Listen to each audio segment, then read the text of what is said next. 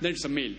So it is the sperm which is responsible for determining the sex. If the eggs of the sperm takes part in the fertilization, then a female is born. If the Y takes part, then a male is born.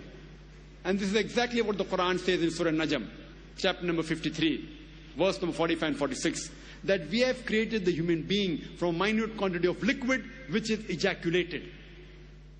Minute quantity of liquid, ejaculated means it has to be a male fluid. The similar message is repeated in Surah Qiyamah, chapter number 75, verse number 37 to 39, that we have created the human being from a minute quantity of sperm. Nutfatun min man yumna.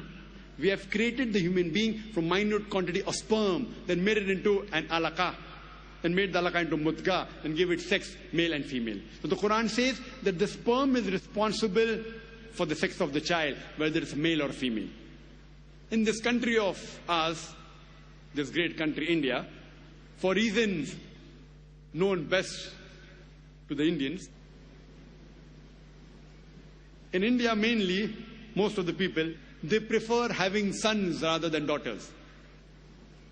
And if a lady gives birth to a daughter, very often the mother-in-law, she will blame the daughter-in-law.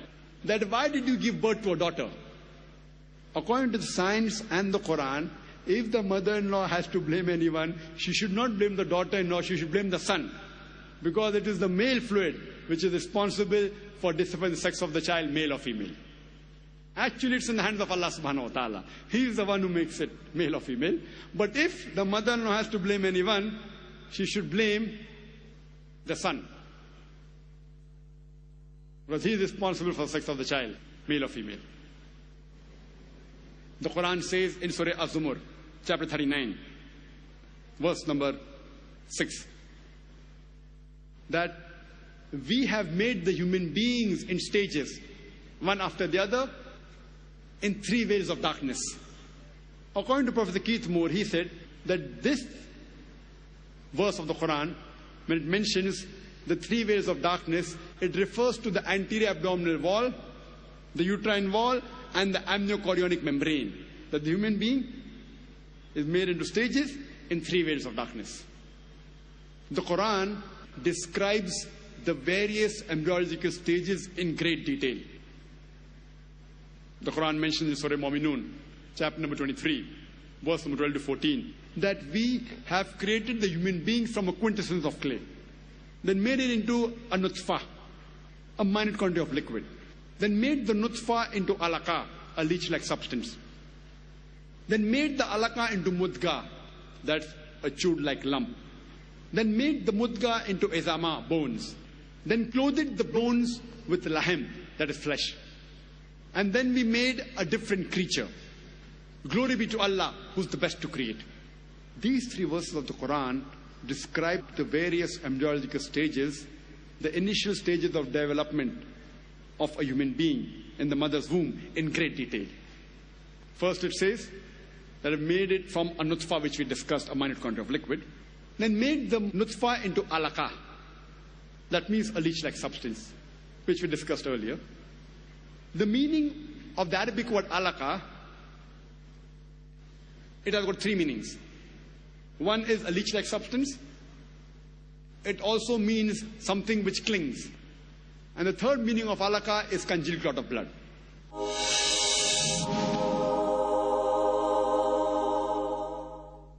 Besides it looking like a leech, the embryo in the initial stages, it also behaves like a leech, it behaves like a bloodsucker, it derives its nutrition from the mother through the placenta. It behaves like a bloodsucker.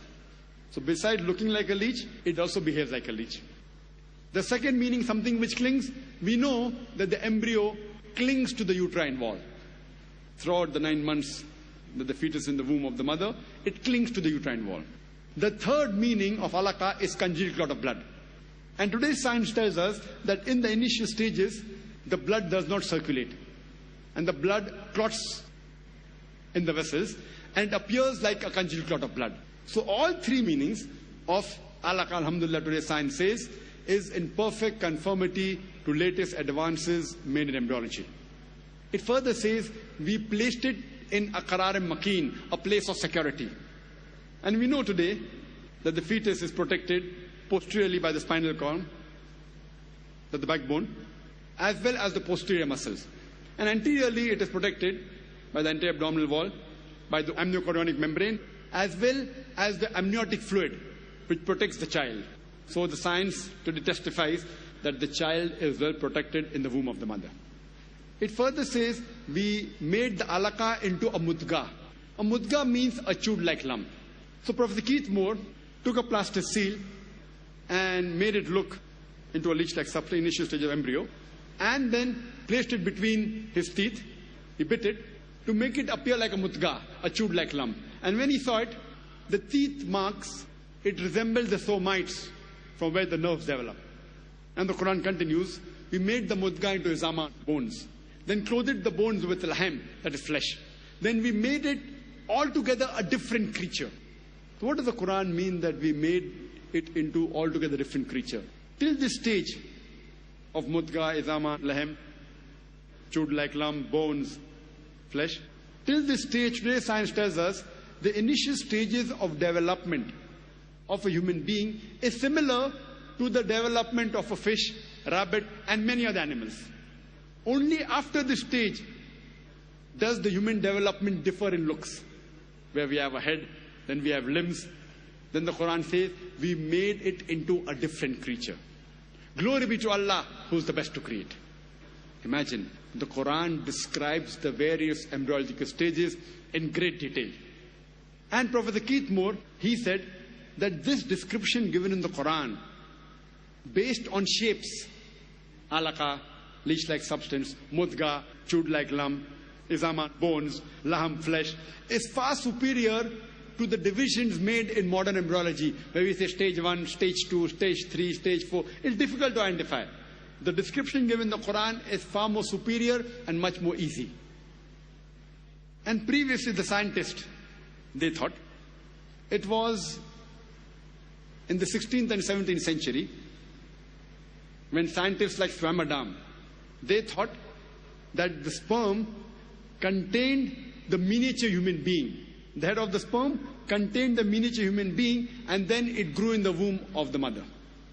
Later on, when they came to know that the size of the ovum is bigger than the sperm, D. Grafe, he said that the human being is present in the ovum and not the sperm. Later on in 18th century, Maupertus, he propounded the biparental theory, that both the ovum and the sperm is responsible for the creation of the human being. They fertilize, they form the zygote, which the Quran has described in great detail. Furthermore, the Quran says in Surah Hajj, chapter number 22, verse number 5, that we have created the human beings from a minute quantity of clay, made into alaka, made the alaka into mudga, partly formed and partly unformed. This verse of the Quran was taken to Dr. Marshall Johnson, who is the head of the Department of Anatomy in Daniel Institute in Sir Thomas Jefferson University in USA, in Philadelphia.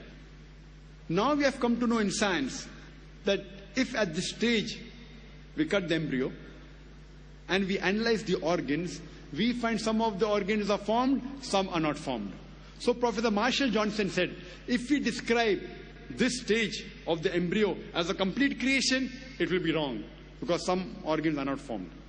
If we label it as an incomplete creation, that's also wrong, because some of the organs are formed. So there's no better description than the description mentioned in the Quran, partly formed and partly unformed.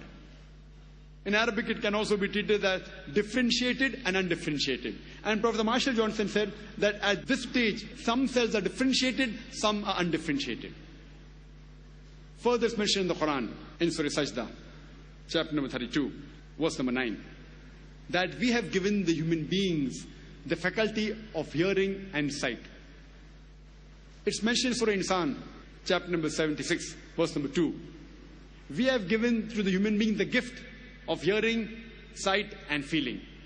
So the Quran first speaks about hearing, then it speaks about sight. And today's science tells us the first sense to develop in a human